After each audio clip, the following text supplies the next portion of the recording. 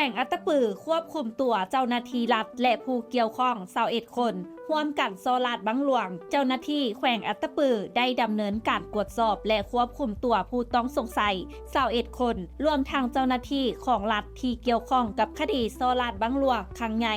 โดยมีการยึดทรัพย์สินที่เกี่ยวข้องกับการโซลาดบังหลวงมูลค่าหลายล้านเมื่อวันที่20มีนาคม2025ที่ผ่านมานี้ท่านคำสวรรค์จันทโคตประธานองค์การตรวจสอบภาครัฐประจำแขวงอัตตปือได้แถลงผลการตรวจสอบกรณีการโซลาดบังหลวงในแขวงอัตตปือโดยพบความผิดปกติในการบริหารงบประมาณในโครงการซ่อมแปลงเส้นทาง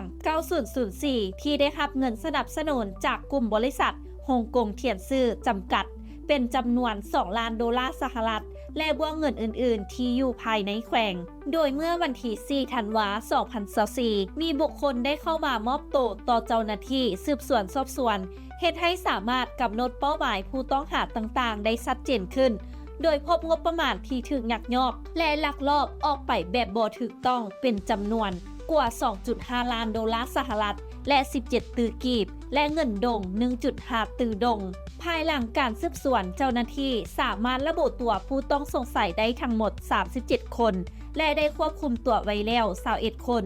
โดยในจำนวนนี้มีเจ้าหน้าที่ของรัฐ14คนโดยมีกรรมการภาคแขวงอดีตหัวหน้าห้องว่าการแขวงอดีตหัวหน้าแผนกการเงินแขวงพนักงานคงเขตการเงินและอดีตหัวหน้าแผนกการเงินและการลงทุนแขวงนอกจากนี้ยังพบมีผู้ส่วนร่วมอื่นๆอีกทั้งนี้เจ้าหน้าที่ยังสามารถกวาดยึดทรัพย์สินที่ได้จากการกระทำผิดเช่นเงินสดกว่า 18.4 ตือกว่ากีบเงินดอลลาร์และเงินบาทอีกจำนวนหนึ่ง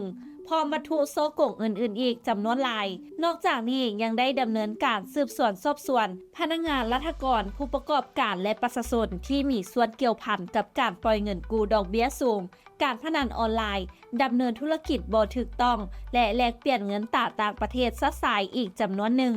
นี่ถือเป็นอีกหนึ่งคดีสำคัญที่สะท้อนถึงความเข้มงวดของรัฐในการปราบปรามการโซลาดบังหลวงเพื่อสร้างความโปร่งใสในระบบการเงินของประเทศน้ำอบธรรมวงศ์รายงาน